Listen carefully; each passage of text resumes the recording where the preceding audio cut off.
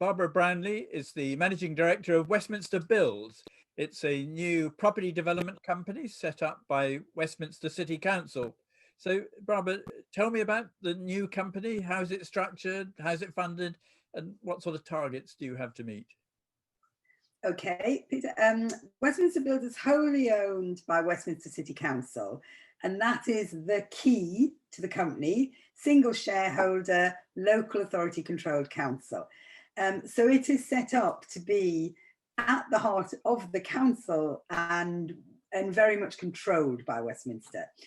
It was set up, the original spur to set it up was about 3 years ago. The council took a decision to really increase its production of affordable housing within Westminster, and took a decision to invest enormously in producing affordable housing in Westminster. At that point, it had a fair amount of social housing, 25% of the borough's social housing.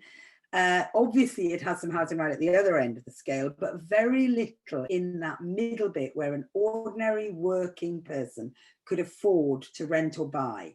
So that was the gap the council wanted to put some focus on and spend some money on. Now, normally that gap is filled to a large extent by housing associations. But at that point, housing associations were under a lot of financial pressure and were actually selling more of their units in central London than they were building them. And so because the council wished to increase the numbers of kind of affordable housing, it wanted to invest huge amounts of its own money in, it wanted to retain control of the assets. So it sold only if it wanted to sold, and it could keep in perpetuity if that was what it wanted. And the only way to do that for a local authority is to set up a wholly owned company. You can't hold those assets otherwise. So that was a huge driver. And the second one I would say is to maintain the quality. Westminster builds to a high quality. You know yourself, we have some of the finest council estates in the country, and the council wants to maintain that standard and that history and add to central London building quality design rather than detract. And a wholly owned company, it can control quality. So they were the original drivers. The structure, I am the MD. I have been seconded by the council, so have just, was working as an exec director at the council.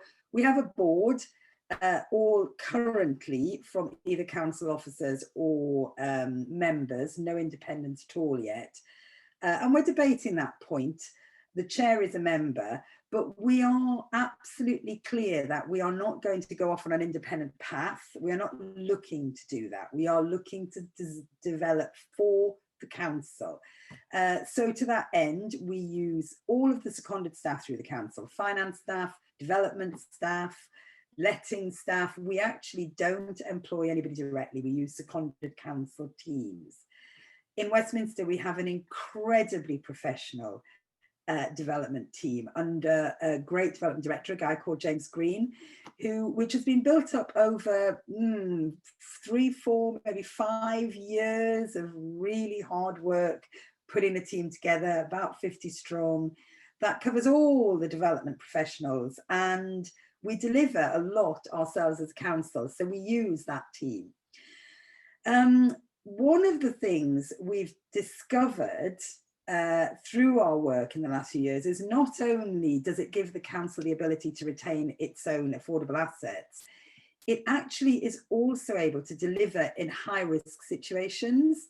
And at the moment, what we found in central London is that some development agreements that we signed years ago were going nowhere because developers felt, before COVID, we had Brexit, then we had COVID, the money is uncertain, the money is sometimes taken away, and those sites can sit empty for a long time.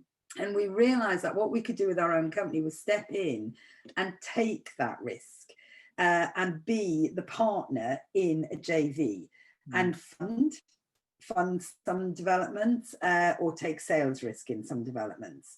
And a council is able to do that. A council can spread risk over 100 years. We are going to be here for a long time. We can rent properties and sell them in 20 years, or rent properties and sell them in 5 years if the market improves. We don't have a model of needing to move finance through swiftly. We can hold properties, so able to take risk and hold risk that a private developer can't necessarily take at the moment. Completely aligned. I've sort of, you know, made that point hugely. It's clearly important in these days of local authority companies and scrutiny of local authority companies. Our governance is aligned with the council. We are scrutinised by the council. So that's sort of where we are and why we started. Yeah. Very good. So tell me a little about the sort of developments that you're looking at and working on at the moment. Okay, we've got a few developments underway at the minute. The first development that became live fits into that category that I just described of a development agreement where the developer was unable to proceed because the finance was removed and was no longer available because of Brexit, really, I think. And it's Luton Street, Carrick Yard. It's in the heart of our Church Street regeneration area. It's a big site. It's over 100 homes, new community space, sports hall, and you know, planning policy compliant number of affordable homes. So it was really important to us. It's one of the big sites, of the first sites to move in the regeneration, and the company stepped in to be the partner. Bouygues are the builder, are building out the site, and the company is funding and taking the sales risk on that site. With for us, it's more than the bricks and mortar. That's an important site because it was in the heart of our regeneration. Another site we have going with the company is Harrow Road, where the company is developing the private to sell, to cross-subsidise a new nursery and affordable workspace, again, alongside a planning policy compliant amount of affordable housing. So it really gives the council those options to utilise profit to increase services in the borough and increase facilities in the borough and give back to residents. The company is heavily involved in Ebury estate, which is a big regeneration right opposite Chelsea Barracks, increasing density of that estate from 350 to over 750. It's 10-year blind design, and most enormous amount of work has gone into making that 10-year blind design internally and externally. So an awful lot there around heating, cooling systems to get that level of technically 10-year blind in place. Very sustainable, highly sustainable development. And the Westminster Builds is at the minute going through that and deciding whether or not it wants to deliver it. It will certainly take the affordable from the estate and may well take the market rent and market sale. And we're delivering a site called Westmead, which is a straightforward mixed site, general fund, sale and affordable housing. So at the minute, working in the borough, at the minute, assisting the council in delivering its £1 billion programme of affordable homes. But post-COVID, looking to expand that to the growth corridors and certainly commuting areas. Mm. One of the key, one of our aims in the company is to deliver high quality, sustainable homes with good outdoor space for people not just who live in Westminster, but who work in the city. And you'll be aware there's a move for people to leave the city at the minute. And one of the things Westminster really wants to ensure is that those people don't move out and get jobs out. It wants those people coming back into the city. So we want to be building on commuting areas in the growth corridors, really high quality housing for people who wish to live in the city, but will trust us. We're a good landlord. You know, we will never do anything odd with your freehold. We will always maintain quality standards. We are there for the long haul, and we will be a very, very good landlord, freeholder to those people. So we are more and more looking at that space and moving out of the borough into the growth corridors. And so what types of affordable will you have? Will you have different sorts of tenure, or will it just be built?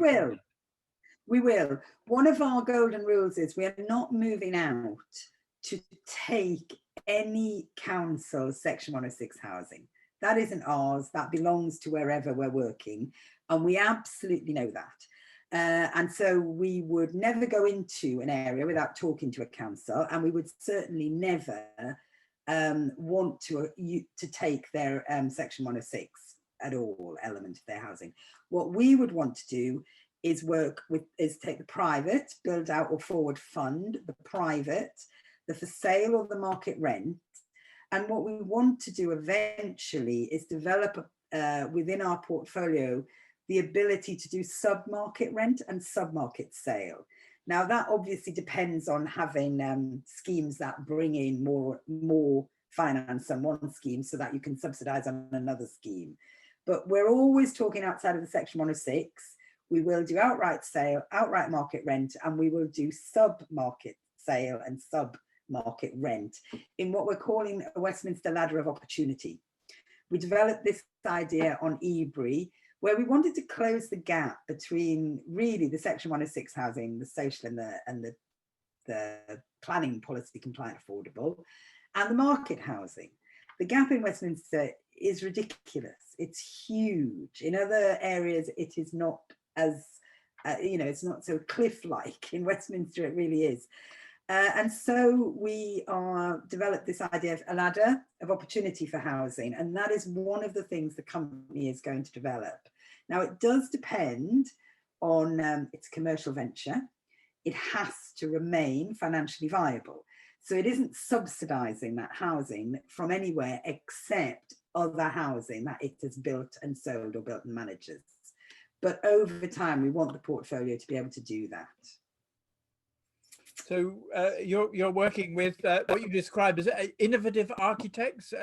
What sort of changes do you want to make in the way homes are designed and delivered in that respect? Yeah. I mean, it's a good question, and I think we really are. Well, we're working with some fabulous architects, and we have that experience because of our huge internal in-house regeneration and development program. And through that, particularly on Church Street and Ebury, and on some of our very tricky infill sites, we've learned a lot about design, about space standards, how to increase space standards on tricky sites. And, like everyone, sustainability and carbon neutral are our goals.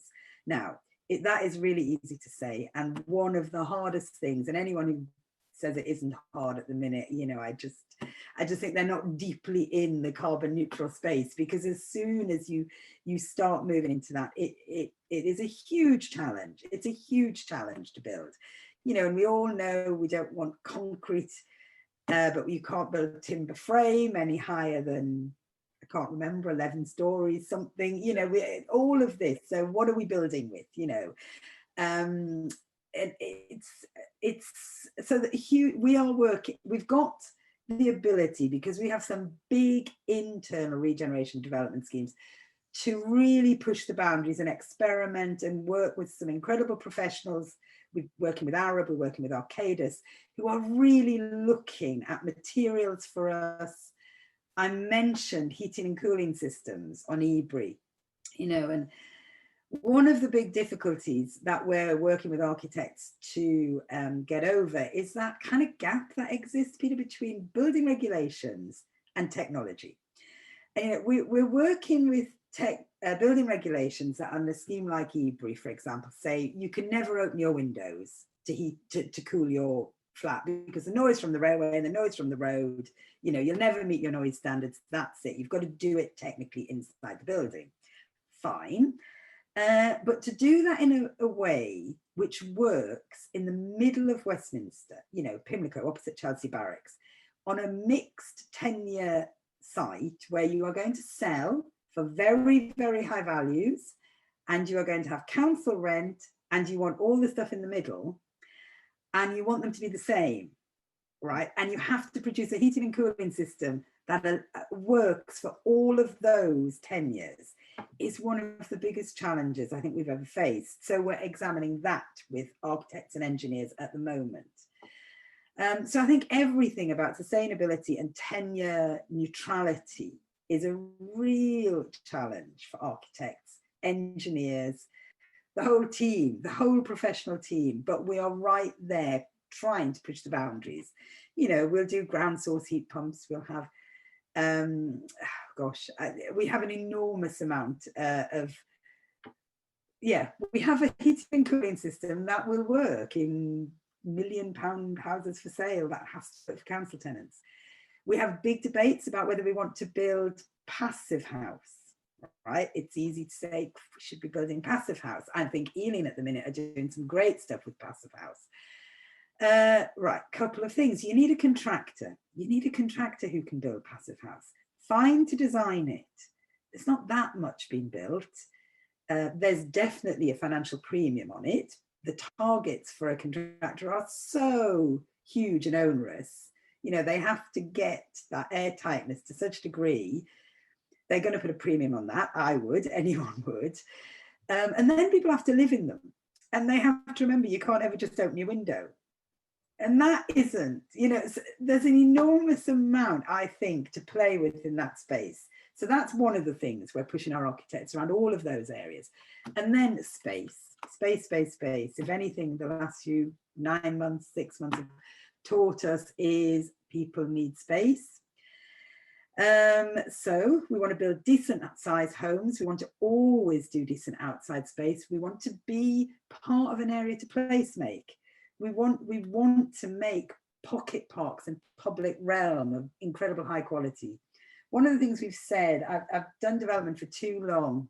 I know the money runs out by the end, right? And you're doing your landscaping at the end and people stick twigs in the ground, you know, instead of trees. And one of the resolutions we've made is that is what we will never do. We will save a decent chunk of budget and we will prioritize public realm over something else because it's there forever, it's there for everybody. And if it works from the beginning and you really invest in it, you've got so much more chance of a scheme taking off properly rather than kind of withering on the vine in the corner at a later date. And then I suppose the last thing for us is it's just not, I've talked a lot about the technicality of building, it's not just about bricks and mortar. It is hugely about investing it in the community. So for the company in Westminster, you know, every penny gets returned. I've said we will build nurseries, we'll do affordable workspace, we work with the residents of existing schemes on our regen programs intensely.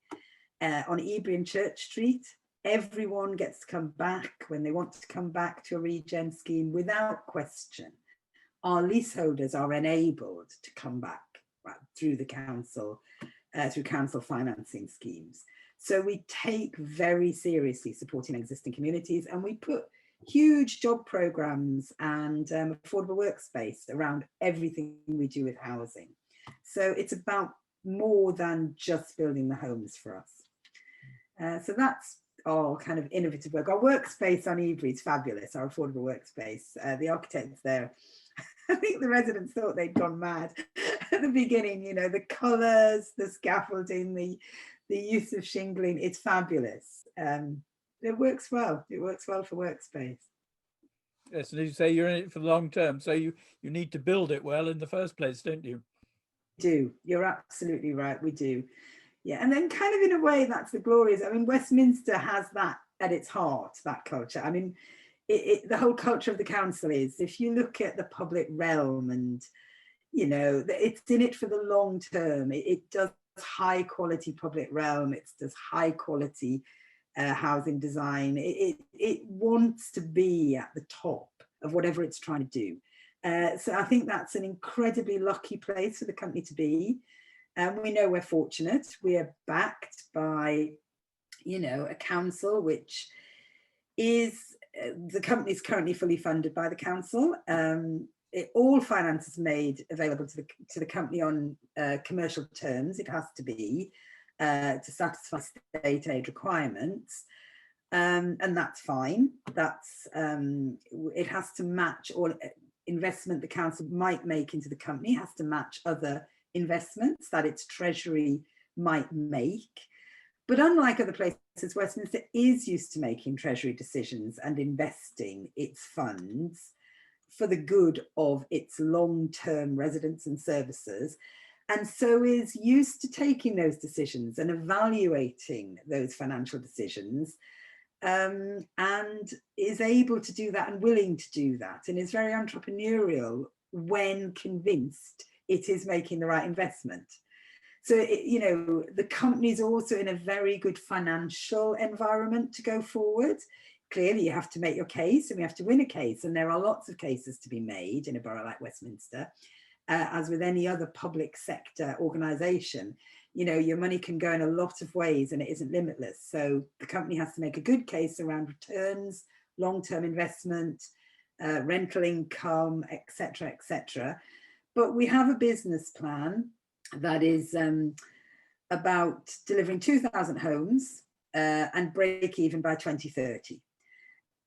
We'll prudentially borrow against that asset base of 2,000 homes, and we have a clear path to profitability and financial independence within that 10-year business plan. So we think we're coming from a strong position. We have high standards to follow from the council itself that we wish to follow. And we think we can get to that point in 10 years of 2,000 homes and financial independence. Excellent. Well, it's very good to see that local authorities are once again taking up the challenge to deliver more homes for the people in their areas. So, Barbara, thank you very much indeed for that very interesting exposition of what you're doing. Thank you. Thank you very much. Okay. Bye-bye.